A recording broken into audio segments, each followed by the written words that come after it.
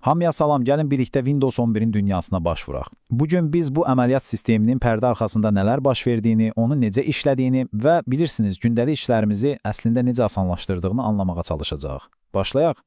Heç fikirləşmisiniz, biz kompüterlə necə ünsiyyət qururuq? Yəni, bir-birimizi necə başa düşürük? Axı o bizim dilimizi bilmir. Bax, elə bu sadə sual bizi bütün texnologiyanın ürəyinə, yəni əməliyyat sisteminin nə qədər həyatı olduğuna gətirib çıxarır. Əməliyyat sistemi əslində sizinlə kompüterin o mürəkkəb daxili dünyası arasında bir tərcüməçidir. Siz siçanla klikləyirsiniz, o isə bu hərəkəti kompüterin anlayacağı dilə çevirir. Məhz onun sayəsində biz mürəkkəb kodlar yazmaq əvəzinə sadəcə ikonlara toxunuq. Yaxşı, bəs bugün nələrdən danışacağıq? Birinci, Windows'un keçmişinə qısa bir səyahət edəcəyik. Sonra Windows 11-in gətirdiyi maraqlı yeniliklərə baxacağıq. Daha sonra isə hər kəsin bilməli olduğu fayl, qovluq və qısa yol məsələlərinə aydınlıq gətirib, sonda da sistemin idarə etməsinə toxunacağıq. Hazırsınızsa, başlayaq. Gəlin bir anlıq zamanda geriyə gedək. Çünki bugün asanlıqla istifadə etdiyimiz bu rəngarəng interfeysə çatmaq üçün, bilirsiniz, əvvəllər yalnız qara ekranda ağ hərflərlə yazılan əmrlərdən ibarət uzun bir yol keçilib. Hər şey 1995-ci ildə başladı. Amma yəqin ki, çoxumuzun yaddaşında 2001-ci ilin əfsanəsi Windows XP qalıb. Sonra 2009-da hamının sevimlisi olan stabil Windows 7 gəldi, 2015-də Windows 10 bütün cihazları bir platformada birləşdirdi və nəhayət 2021-ci ildə Windows 11 ilə tamamilə yeni dizayn və sürət dövrü başladı. Yaxşı, keçək əsas məsələyə. Görəsən Windows 11-i bu qədər xüsusi edən nədir? O bizə hansı yenilikləri və üstünlükləri təqdim edir? Gəlin bir-bir baxaq. İlk gözə çarpan şey əlbəttə ki, mərkəzə çəkilmiş Start menyusudur. Daha səliqəli və müasir görünür. Amma mənim fikrimcə əsl möcüzə Snap Layouts funksiyasıdır. Eyni anda bir neçə pəncərə ilə işləyirsinizsə, bu funksiya onlara bir kliklə ekranda səliqəli şəkildə düzmə imkan verir. Multitasking üçün sadəcə möhtəşəmdir.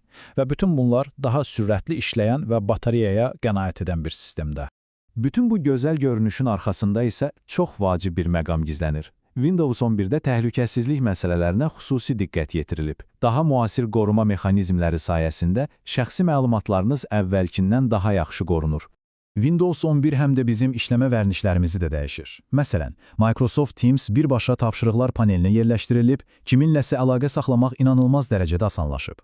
Amma əsl böyük yenilik Copilot'dur. Təsəvvür edin, kompüterinizdə sizə kömək edən bir süni intellekt var. Ona suallar verə, tapşırıqlar verə bilirsiniz.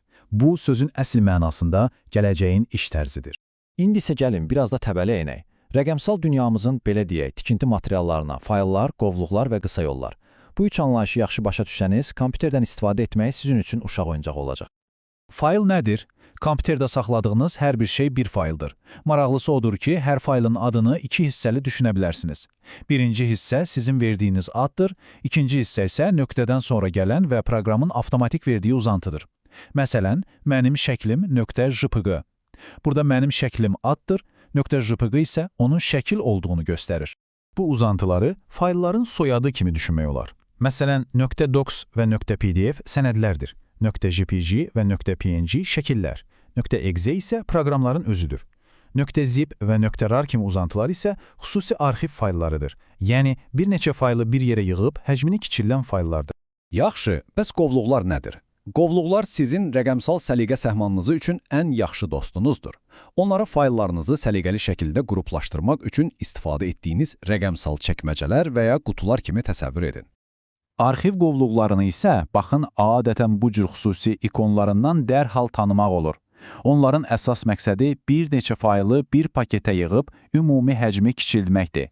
Bu, xüsusilə faylları internetlə göndərəndə çox şey yarayır.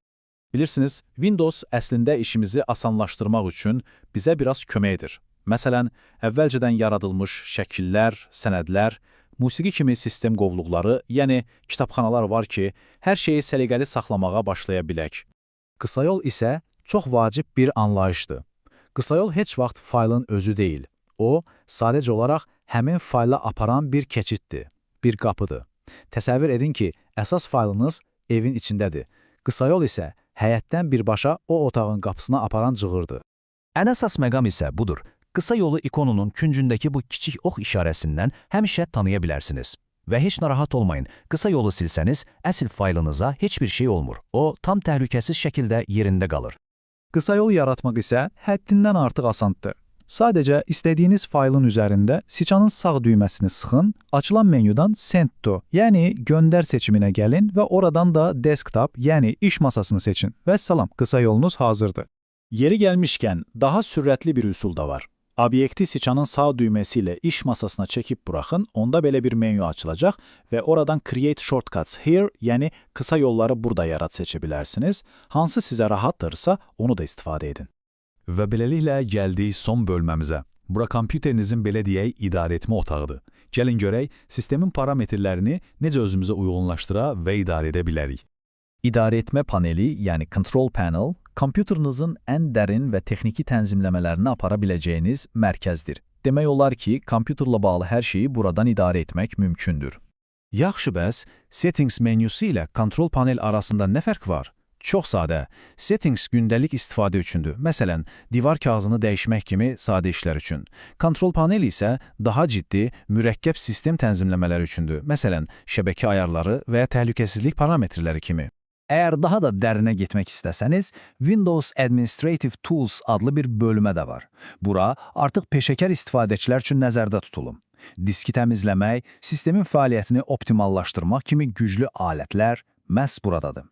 Beləliklə, Windows 11-in əsaslarını birlikdə öyrəndik. İndi isə gəlin gələcəyə baxan bir sual üzərində düşünək. Copilot kimi süni intellekt köməkçiləri artıq əməliyyat sisteminin bir parçasıdırsa, sizcə bir neçə ildən sonra kompüterlərlə ünsiyyətimiz necə olacaq?